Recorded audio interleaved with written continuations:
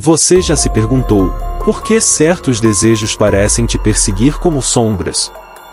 Não importa o quanto você lute, eles voltam. Quando você está sozinho. Quando ninguém está vendo. Quando o silêncio da noite parece mais alto do que o dia. Não é só carne, não é só vontade. É guerra. Porque quando Deus escolhe alguém, o inimigo também marca esse nome. E o que está em jogo, não é só o seu corpo. É a sua mente. É o seu chamado. Existe um mundo espiritual ao redor, onde você é mais importante do que imagina. E quanto maior o seu propósito, mais violentas serão as tentações. Você sente isso, não sente? Como se algo quisesse roubar aquilo que ainda nem começou. Mas e se eu te dissesse que esse desejo que te aflige é a mesma chave que pode libertar outros? E se ao invés de fugir dele, você aprendesse a vencê-lo? Não com culpa, mas com revelação. Porque há um mistério aqui, e hoje, você vai entender. Você sente que quanto mais busca Deus, mais difícil fica? Parece contraditório, não é? Você ora, jejua, tenta se consagrar. Mas o desejo só aumenta. A verdade é que, quanto mais luz você carrega, mais as trevas percebem. E se você sente que está sendo atacado com mais intensidade, é porque você não é qualquer um. O inimigo não perde tempo com quem já está caído. Ele gasta suas forças contra quem ameaça seus planos. As tentações que te cercam são estratégias de distração. Não é só desejo, é uma armadilha. Se ele conseguir te prender ali, te manter ocupado, envergonhado e viciado, ele já venceu, e você perdeu sua missão. Porque você mesmo vai duvidar dela. Vai parar, vai desistir. E é isso que ele quer. Que você pense que caiu demais. Que não tem mais volta. Que Deus desistiu de você. Mas essa é a maior mentira. Porque Deus escolhe sabendo das suas batalhas. Ele não se surpreende com suas lutas, ele se prepara para te levantar. Ele permite o deserto. Porque é no deserto que o guerreiro se forma. Veja Moisés, Elias. E até o próprio Jesus. Todos eles enfrentaram desertos. Todos eles enfrentaram tentações. Porque as maiores tentações sempre vêm antes dos maiores propósitos. Você não está lutando porque está distante de Deus. Você está lutando porque está se aproximando dele. A batalha aumentou? Talvez seja porque você está a poucos passos de um despertar espiritual que vai mudar tudo. Antes de José se tornar governador, ele foi escravo. Antes de subir ao trono, ele teve que resistir ao quarto escuro da tentação. A esposa de Potifar não era uma qualquer. Ela era rica, influente e sedutora. E José? Um jovem sozinho, injustiçado e ferido. Ele poderia ter cedido. Ninguém ia ver. Ele poderia até ganhar vantagens com isso. Mas ele disse algo que é uma lição eterna para todos nós. Como poderia eu cometer tamanha maldade contra o meu Deus? Gênesis 39:9. José não resistiu porque era mais forte. Ele resistiu porque sabia a quem pertencia.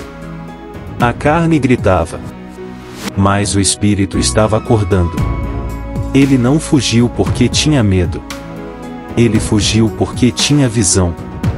Ele entendeu que aquela tentação não era só sobre prazer.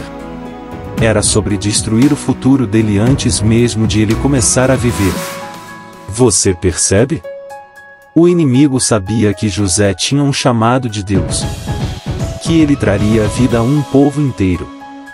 Então o plano foi claro. Destrua o escolhido, com o que ele mais deseja. Ainda hoje é assim. Quando o espírito desperta, a carne se agita. Quando a unção aumenta, a tentação aperta. Porque quem você vai se tornar, assusta o inimigo. E se hoje você sente o peso da luta? Talvez seja porque Deus está prestes a levantar você. E o que está tentando te derrubar? É exatamente o que vai te fortalecer, se você resistir. Nem toda prisão tem grades. O inimigo te coloca em uma prisão que é prazerosa e confortável, e você mesmo sabendo que está errado continua lá. Porque você pensa só mais uma vez, e você acha que a qualquer momento você pode sair. Até que seja tarde demais, a porta se fecha e mostra o que estava escondido. Às vezes, ela está na tela de um celular. Em conversas secretas, promessas vazias. E toques que deixam feridas na alma. O inimigo é sutil. Ele não chega dizendo: vou te destruir. Ele chega com uma imagem, uma mensagem, ou um convite.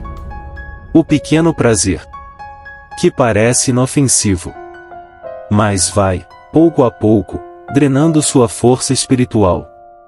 Como um veneno doce que entorpece a alma. Você sente que está tudo bem. Até que percebe que parou de orar, de ouvir e até de sonhar. E começa a se sentir sujo demais para ser usado. Isso não é coincidência, é estratégia. Porque o inimigo não quer apenas que você peque. Ele quer que você perca a fé. Que você pare de tentar. E diga para si mesmo: não tem mais jeito.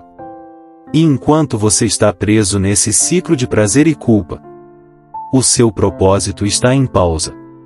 Anos podem ser sequestrados por segundos de prazer. Quantos dons enterrados? Quantos chamados abortados e ministérios adormecidos? Porque alguém acreditou que não conseguiria vencer. Você não está lutando apenas contra um hábito. Está lutando contra um plano para te impedir de viver o que Deus escreveu para você. Se o pecado pode roubar o seu futuro, a graça pode recuperá-lo. A tentação nunca é só sobre prazer. Ela é um golpe direto contra pactos invisíveis. Quando Deus chama alguém, Ele sela esse chamado com propósitos. Missões espirituais. Caminhos a serem abertos. Pessoas a serem alcançadas. Mas o pecado sexual não toca apenas o corpo. Ele contamina a aliança. E quebra a intimidade com o espírito. Porque você não está lidando com algo físico. Está enfrentando um campo de guerra que tem como alvo a sua linhagem espiritual. O pecado sexual tem o poder de silenciar profetas, derrubar líderes e interromper destinos. Porque ele toca a raiz daquilo que nos conecta com Deus. A pureza do altar interior. Mas escute. Deus não abandona os seus no meio da luta. Ele não se afasta no momento da tentação.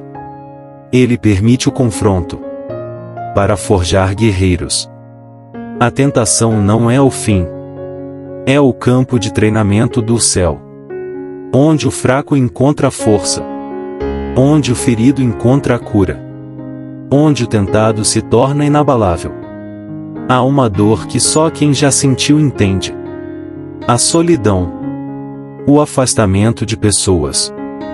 Não porque Deus se esqueceu, mas porque Ele está formando algo que o mundo ainda não viu.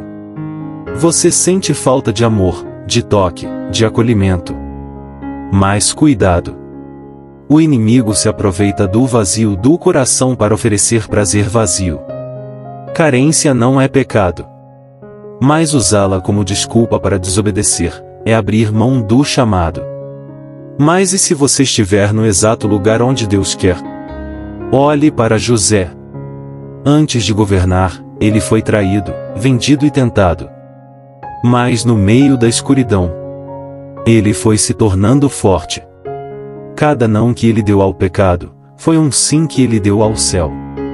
Cada lágrima solitária foi um altar silencioso levantado.